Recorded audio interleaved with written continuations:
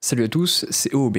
Tout le monde connaît les pilotes kamikazes japonais. Une immense légende les entoure, mais on oublie parfois que les Japonais n'ont pas été les seuls à utiliser des techniques kamikazes au combat. On peut par exemple citer les Chinois qui utiliseront eux aussi des méthodes similaires, et aussi les Allemands.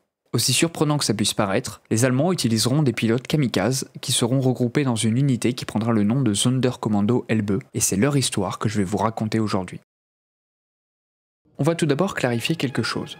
Le Sonderkommando Elbe n'est pas vraiment kamikaze, au sens propre du terme. Sur le papier, les pilotes font ce qu'on appelle en France un taran, ce qui veut dire bélier en russe. Si le nom est russe, c'est parce que c'est eux qui vont l'utiliser en premier pendant la Première Guerre mondiale. Cette technique consiste simplement à rentrer à très haute vitesse dans une partie vulnérable de l'avion ennemi, pour le détruire, le tout en espérant y survivre. Mais tout ça c'est de la théorie, car en réalité les pilotes devaient être entraînés car la manœuvre n'est pas des plus faciles, et de plus comme vous pouvez sûrement vous en douter, les taux de mortalité étaient très élevés.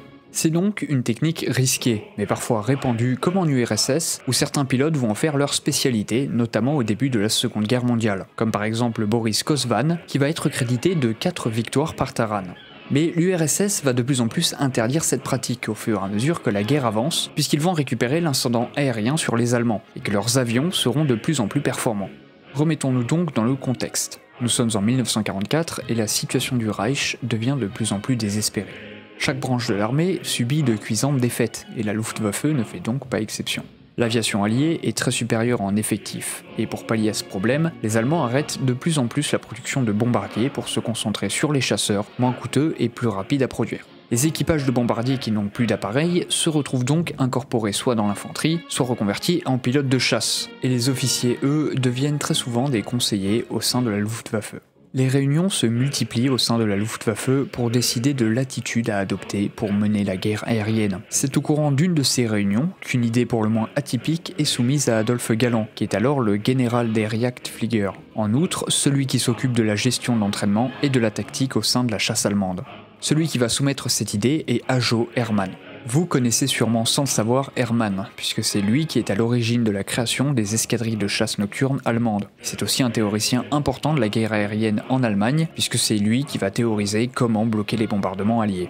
Lors d'une discussion, Hermann propose à Galland la création d'une unité spéciale dont le seul but serait de faire une attaque kamikaze sur les escadrilles de B-17 et B-24.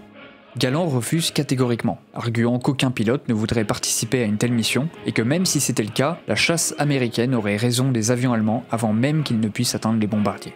Se trouvant dans une impasse, Ajo Hermann va directement proposer l'idée au chef suprême de la Luftwaffe, le Feldmarschall Hermann Göring.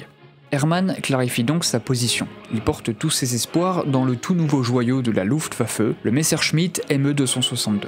Mais il est aussi réaliste, et même si l'avion pourrait permettre à la Luftwaffe de prendre l'ascendant sur l'aviation alliée, il faudra attendre qu'il soit produit en quantité suffisante pour qu'il ait un réel impact. Le but de son plan est donc simple. Faire en un jour des dégâts tels qu'il puisse paralyser les bombardiers alliés pour permettre aux usines de produire en nombre le Me-262. Il avertit aussi Göring que les pertes humaines d'une telle opération seraient absolument énormes et que la très grande majorité des pilotes ne reviendraient pas vivants. Göring est perplexe. Il fait partie de la toute première génération de pilotes de chasse de l'histoire. Des hommes qui ont une vision chevaleresque des duels aériens et qui mettent le courage et l'héroïsme autant en avant que la tactique. Mais il joue aussi sa place au sein du Reich. Sa crédibilité risque d'en prendre un sacré coup, surtout si l'opération échoue. L'idée va se répandre de plus en plus et Hitler en personne va d'ailleurs être d'accord avec le plan. Göring ne peut donc plus reculer. Il pose une dernière condition. La mission ne se déroulera que si le nombre de volontaires et d'avions est jugé suffisant, et ce, en ne cachant aucun détail de la mission aux participants qui auront le choix de ne pas y participer jusqu'à la dernière heure. Hermann Göring demande alors à Dietrich Peltz, un autre officier émanant de la Luftwaffe, de rechercher des volontaires dans les écoles de pilotage et dans certains escadrilles.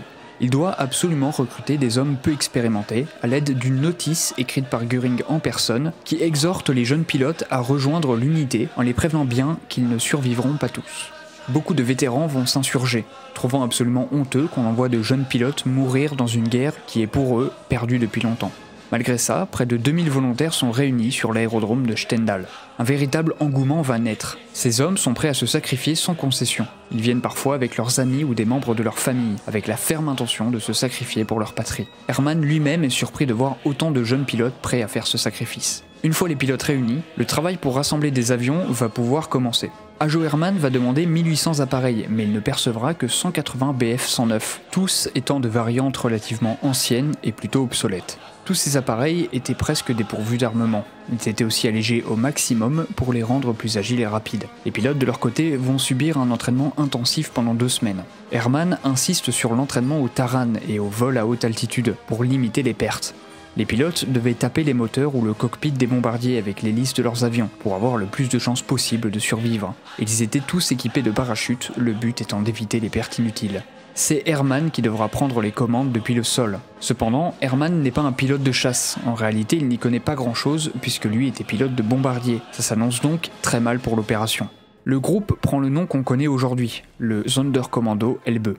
Ils sont organisés en 3 escadrilles de 60 appareils et vont être lancés le 7 avril 1945 dans une opération qui prendra le nom de Loup-garou ou Werwolf en allemand. Ils ont pour but d'arrêter la 8e Air Force, qui bombarde depuis plusieurs mois les capacités pétrolières du Reich. Pour protéger les 180 appareils, la Luftwaffe avait mis à disposition quelques avions de la Jagdgeschwader 7. Et bien évidemment, les effectifs étaient en sous-nombre critique comparé aux Américains.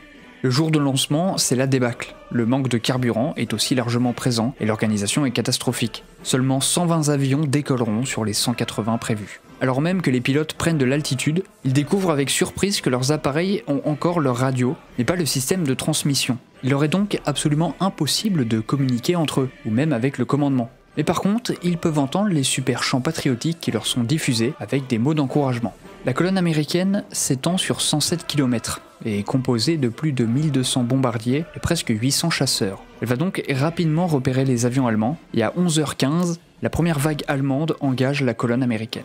Certains Bf-109 sont abattus dès le début, ils n'ont même pas le temps de s'approcher des bombardiers. Les chasseurs américains vont alors se concentrer sur les ME-262, qui représentent pour eux la menace directe, oubliant de ce fait les Bf-109 qui vont réussir à se faufiler pour percuter les bombardiers. 2 Bf-109 vont réussir à faire tomber le premier avion de l'opération, un B-24 Liberator en lui arrachant l'aile. Heinrich Roster, un sergent qui effectue alors sa première mission, va réussir à abattre avec son avion un B-24 qui va percuter un autre B-24 en perdant de l'altitude, faisant donc d'une pierre deux coups. À 12h30, une deuxième vague allemande vient se heurter aux Américains près de Hanovre. Un pilote allemand arrive à encastrer son avion dans le cockpit d'un B-24. Les rares pilotes allemands qui arrivent à s'éjecter finissent abattus dans les airs. C'est un massacre et sur les 120 pilotes, seulement 15 vont survivre.